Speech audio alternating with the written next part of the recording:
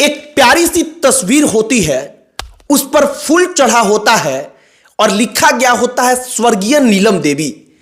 उसके नीचे पवन सिंह का पोस्ट होता है। उस पोस्ट में वो लिखते हैं कि मेरे जीवन की सबसे बड़ी क्षति। वही फोटो हूबहू उसी प्रकार का एक पोस्ट ज्योति सिंह के इंस्टा आईडी पर किया जाता है और वो लिखती हैं कि मेरी बड़ी बहन तुल्य स्वर्गीय नीलम दीदी जी की पुण्यतिथि पर उनको नमन है। आप जहां भी रहिएगा हम लोगों पर अपना आशीर्वाद बनाए रखिएगा। पवन सिंह अपनी पहली पत्नी का जिक्र करके सोशल मीडिया पर पोस्ट करते हैं। वो कहते हैं कि पुण्यतिथि पर हम आपको याद कर रहे हैं, आप हमको छोड़कर चली गई। बड़ा इमोशनल, एक भावुक कर देने वाला पोस्ट वो करते हैं और इसके बाद उनके कमेंट बॉक्स में आकर कुछ लोग कहते हैं कि जो है उसका सम्मान नहीं होगा, लेकिन जो चली गई है आपके गलती के कारण उनको बार बार याद करिए, क्योंकि इससे आपको लगता है कि मेकअप बढ़िया होगा। हमने भी सोशल मीडिया पर पिछले कुछ महीनों में कई दफा देखा है पवन सिंह के कई सारे वीडियोस को, जहां पर वो अपनी पहली पत्नी का जिक्र करके रोने लगते हैं, भावुक हो जाते हैं। तो हमने जब आज पोस्ट देखा तो हमने सोचा कि जरा इसके बारे में चर्चा किया जाए। जैसे कोई क्रिकेटर होता है, वो क्रिकेटर अपने बुरे दौर से गुजर रहा होता है, उसका फॉर्म अच्छा नहीं होता, तो आपने गौर किया होगा कि वो 2 रन मारकर आउट हो जाए तो होता क्या है, अचानक से सोशल मीडिया पर आप देखते हैं कि जो जर्नलिस्ट होते हैं स्पोर्ट्स से जुड़े हुए, वो उसके पुराने खेलों के समय में वो कैसे बढ़िया बढ़िया शॉट्स लगाता है, कैसे उसने कब कब अपने देश को जब वो दिक्कत में थी तो उसको मैच जिताया है, उसकी कहानियों को परोसने लगते हैं। उसको कहा जाता है पीआर का काम। मतलब कि लोग अपने मन में इस भावना को डाले कि नहीं, ठीक है वो प्लेयर अभी खराब खेल रहा है, लेकिन उस प्लेयर ने पहले कितना बढ़िया किया है उसको दिखाने लगते हैं। ठीक इसी प्रकार से हमें व्यक्तिगत तौर पर भी लगता है, चूंकि पवन सिंह को जनता के बीच में जाना है तो अपनी पहली पत्नी के नाम पर वो अपना मेकअप करते रहते हैं। आपको सब कुछ आगे हम बताएंगे, लेकिन उससे पहले हमारा नमस्कार स्वीकार करिए। हमारा नाम मोहित कुमार सिंह है। पवन सिंह का पोस्ट क्या है, अपनी पहली पत्नी के लिए भावुक होकर रोते हुए, जो दर्द है वो झलकता है कि रोते हुए मानो वो पोस्ट लिख रहे हो। वो लिखते हैं कि स्वर्गीय नीलम देवी, मेरे जीवन की सबसे बड़ी क्षति। भगवान हर इंसान के जीवन में हर खुशी नहीं देते हैं, पर आप मेरे साथ थी, मेरे साथ हैं और आजीवन रहेंगी। ये पवन सिंह लिखते हैं। इसके आगे वो लिखते हैं कि ईश्वर आपको अपने श्री चरणों में जगह दे। सोशल मीडिया पर वहीं पर पोस्ट के नीचे लोग आकर कहते हैं कि कम से कम अब भैया जो है उसका ख्याल रखिए, वहां पर आपकी इज्जत कितनी जा रही है, कम से कम इस बात पर विचार करिए। मतलब जो ज्योति सिंह है उनका एक बार विचार करिए, उनको तो कम से कम इज्जत दीजिए। एक व्यक्ति वहां पर लिखता है कि रहली तो मन ना भौली या गैली तो मन भौली। वो एक प्रकार का कहावत है, वो इस कहावत का जिक्र करता है और कई दर्जन कमेंट्स पवन सिंह के ऊपर सवाल उठाकर वहां पर किए जाते हैं। हमने सोचा कि ज्योति सिंह भी कई दफा उनको अपनी दीदी बता चुकी हैं, बहन बता चुकी हैं, तो क्या ज्योति सिंह ने भी कोई पोस्ट किया है? हमने उनका अकाउंट खोला तो हमने देखा कि पवन सिंह के बाद उनका भी पोस्ट आया है, वही फोटो है।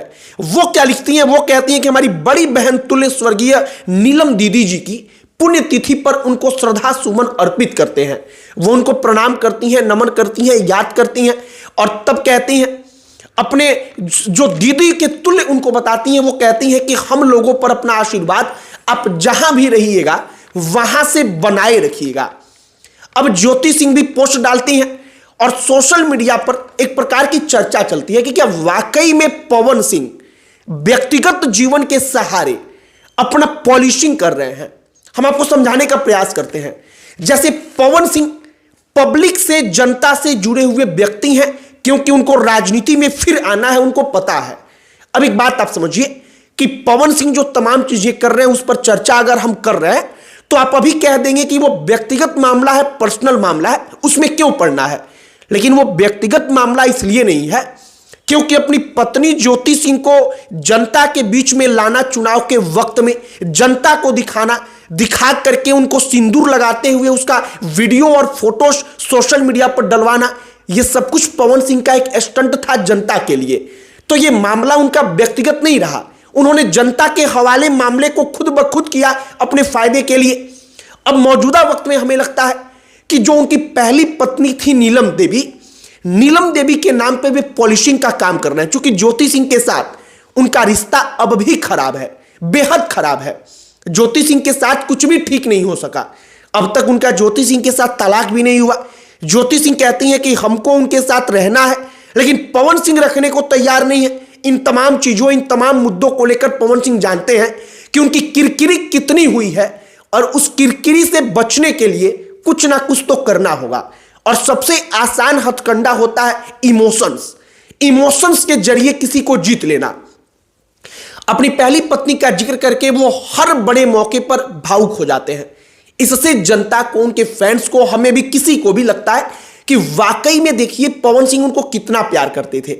लेकिन इसके उलट कुछ लोग जब सवाल उठाते हैं तो आपके मन में भी आएगा कि कम से कम जो मौजूदा पत्नी है उनका तो ख्याल रख लेते, उनको इज्जत दे देते, उनका ख्याल रख लेते तो सब कुछ ठीक हो जाता।